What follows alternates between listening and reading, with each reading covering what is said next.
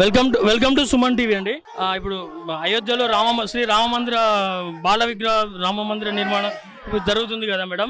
ఇప్పుడు మహబాద్లో ఎలా సెలబ్రేషన్ జరుగుతున్నాయి, ఏ విధంగా జరుగుతున్నాయి, దాని గురించి మీ వాయిస్ ఏమన్నా ఇస్తారా అనేసి. ఓకే, జై శ్రీరామ్. మన 500 సంవత్సరాల పోరాట ఫలితం తర్వాత మనం అయోధ్యలో రామ మందిరాన్ని నిర్మించుకోవడం జరుగుతుంది. అక్కడ రామ్ లల్లా అంటే బాల రాముణ్ణి మనం ప్రతిష్ఠించుకుంటున్నాం. లల్లా అంటే మన తులసీదాస్ రాసినటువంటి రామచరితమానస్లో బాలుడు అని అర్థం.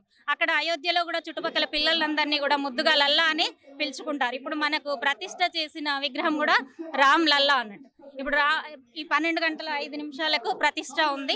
ఆ ప్రాణ ప్రతిష్ట సందర్భంగా ఈరోజు దేశమంతటా కూడా పండగ వాతావరణం నెలకొంది. ఇంటింటా కూడా దీపాలు వెలిగించుకొని మనం పండగ రోజు ఎలా అయితే చేసుకుంటామో అలా చేసుకుంటున్నాం. అదే సందర్భంలో మేము కూడా 7 హిల్స్ నుండి ఒక శోభాయాత్ర నిర్వహించుకొని రామ మందిరం వరకు వెళ్దామని ఒక 2 రోజుల ముందే నిర్ణయించుకోవడం, అది సక్సెస్ఫుల్గా ఇక్కడికి రావడం మేమందరం కూడా సంతోషిస్తున్నాం. ఈ ర్యాలీ విజయవంతంగా జరిగినందుకు చాలా ఆనందంగా ఉంది. ప్లస్ ఇక్కడ కూడా అన్ని వాడలలో కూడా మేము వస్తుంటే ప్రతి ఇంట్లో ప్రతి వాడలో కూడా శోభాయాత్రలు నిర్వహించడం, ఊరూరా కూడా పండగ వాతావరణం నెలకొంది. రాముడు అంటే అందరికీ ఆదర్శ పురుషుడు, మానవ అవతారం ఎత్తినటువంటి దేవుడు, అందరికీ ఆదర్శప్రాయుడుగా. ఇప్పుడు మంచి పరిపాలన అంటే దాన్ని రామరాజ్యం అని చెప్పుకుంటాం. పితృవాక్య పరిపాలన అంటే రాముడి యొక్క పాలన అనే రామరాజ్యం అనే చెప్పుకుంటాం. రాముడి గురించే చెప్పుకుంటాం పితృవాక్య పరిపాలన అంటే.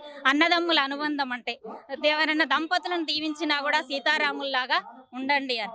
అలాంటి ఆదర్శవంతమైనటువంటి రాముడి యొక్క ప్రతిష్ట మనం పునఃప్రతిష్ఠ చేసుకొని మనం గుడి నిర్మించుకోవడం చాలా ఆనందంగా ఉంది. జై శ్రీరామ్. ఇప్పుడు అయోధ్య శ్రీరామ్ ప్రాణ ప్రతిష్ఠ జరుగుతుంది మేడం.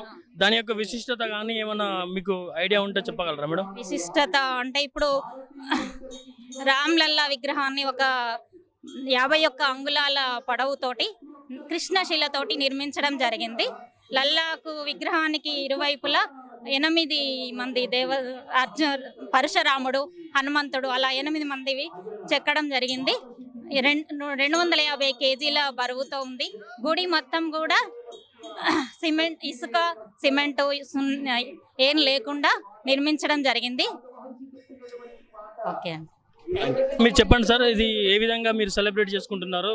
దేశవ్యాప్తంగా కూడా ఒక పండుగ వాతావరణం నెలకొంది కదా. మన మహబాద్లో మీ భక్త మండలి రామ భక్తులు కానీ మీ అందరు కలిసి ఏ విధంగా సెలబ్రేట్ చేసుకుంటున్నారు, దీని యొక్క విశిష్టత కూడా మీరు చెప్పగలరు? జై శ్రీరామ్. ఈ యొక్క త్రేతాయుగంలో మహావిష్ణువు 7వ అవతారం శ్రీరామచంద్రుని అవతారంగా భూమి మీదకి వచ్చాడు. ఆ శ్రీరాముడికి తను స్వయంగా దేవుడైనప్పటికీ కూడా అసలు ఒక మానవుడు ఏ విధంగా ఒక ఉత్తమ మానవుడు ఏ విధంగా జీవించాలో జీవించి అనేక కష్టాలు పడి ఆఖరికి తాను పట్టాభిషక్తుడైన తర్వాత ప్రజలందరినీ కన్నబిడ్డల్లాగా చూసుకుంటూ పరిపాలన అందించి అసలు చరిత్రలోనే ఇంత మంచి రాజు లేడు అన్న విధంగా పరిపాలన అందించినటువంటి గొప్ప వ్యక్తి మన శ్రీరామచంద్రమూర్తి. ఈ శ్రీరామచంద్రమూర్తి యొక్క పుట్టినటువంటి ప్రదేశం అయోధ్య. ఆ అయోధ్యలో అనేక రకాల వివాదాల వలన కొన్ని వందల సంవత్సరాల నుంచి రామాలయాన్ని నిర్మించుకునే పరిస్థితి లేక ఎన్నో పోరాటాలు అనేక రకాల హిందూ సంస్థలు అనేక రకాల పోరాటాలు చేస్తూ వచ్చినాయి. ఆఖరికి చివరికి మన సుప్రీంకోర్టు దయతోటి మనకు విజయం సాధించి చాలా గొప్పగా మనము కొన్ని వేల కోట్ల రూపాయల నిధులతోటి మనము ప్రజలు స్వచ్ఛందంగా ఇచ్చినటువంటి నిధులతోటి మనం గొప్పగా రామాలయాన్ని నిర్మించుకుంటున్నాం. అది ఈ తరం జనాభాకు అది ఒక అదృష్టంగా మహద్భాగ్యంగా మేము భావిస్తూ ఉన్నాం. మేము కనులారా చూసేటువంటి అదృష్టం ఈ యొక్క తరానికి లభించింది. ఆ యొక్క శ్రీరాముడు అంత సామాన్య జనాల్లో కూడా ఒక గొప్ప దేవుడిగా, ఎంతోమంది దేవతలు ఉన్నారు మనకు, దేవతలు కొన్ని కోట్ల మంది ఉన్నారు. అయినప్పటికీ కూడా రాముడు ఆదర్శవంతమైనటువంటి ఒక పురుషునిగా, దేవునిగా మనందరం కొలుస్తూ ఉంటాం. ఇప్పుడు ఈ యొక్క విగ్రహ ప్రతిష్టాపన దినోత్సవాన్ని పురస్కరించుకొని వాడవాడల ఊరా పట్టణాలలో దేశం మొత్తం కూడా పండగ వాతావరణం వచ్చింది. దాంట్లో భాగంగా మా 7 హిల్స్ మహబూబాబాద్ నుండి మేము మొదటి నుంచి కూడా ఈ యొక్క కార్యక్రమాన్ని చాలా ఘనంగా చేస్తున్నాం. అక్షంతల పంపిణీ కార్యక్రమాల్లో కూడా మీ అందరం కూడా దంపతులుగా ఇల్లులు తిరిగి ఒక డ్రెస్ కోడ్ని ఏర్పాటు చేసుకొని ఇల్లులు తిరిగి దాన్ని చాలా పవిత్రంగా అందరికీ అందించడం జరిగింది. అదేవిధంగా ప్రతి ఇంటికి జెండా కట్టాలని 34 వార్డు 34వ వార్డు కిందికి మా 7 హిల్స్ వస్తుంది. ఈ 34వ వార్డులో ఉన్నటువంటి ఇళ్ళన్నిటికీ కూడా మేము ఇంటింటికి ఒక ప్రదర్శనగా వెళ్ళి దాన్ని పవిత్రంగా ఈ యొక్క జెండాలని వాళ్ళకి అందించడం జరిగింది. అందరం కూడా ఇండ్లపైన ఈ జై శ్రీరామ్ జెండాలని కట్టుకోవడం జరిగింది. అదేవిధంగా ఈరోజు 12:30 ఈ బాలరాముడి విగ్రహ ప్రతిష్టా కార్యక్రమం ఉండటం వల్ల ఈ సమయానికి రామమందిరంలో ఉండి ఆ యొక్క మధుర క్షణాలని దేవుని సన్నిధిలో ఉండి గడపాలనే ఉద్దేశంతో మేము 11 గంటలకు బయలుదేరి ప్రదర్శనగా దంపతులు పిల్లలు అందరూ కూడా మేము డ్రెస్ కోడ్ తోటి మహిళలు అందరూ కూడా ఆ ఎర్ర రంగు చీరలు ధరించారు.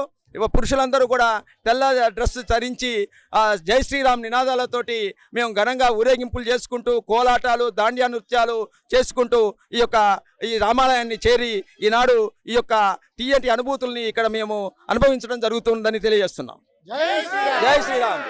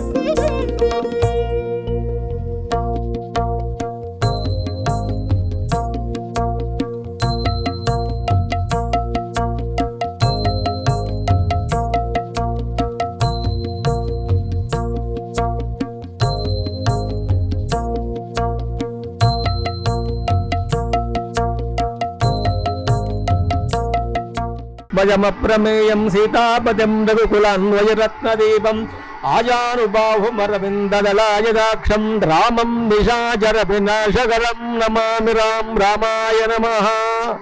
మహాద్భుతంగా అయోధ్యలో బలరాముని యొక్క ప్రతిష్టా కార్యక్రమం ఇప్పుడే జరిగింది.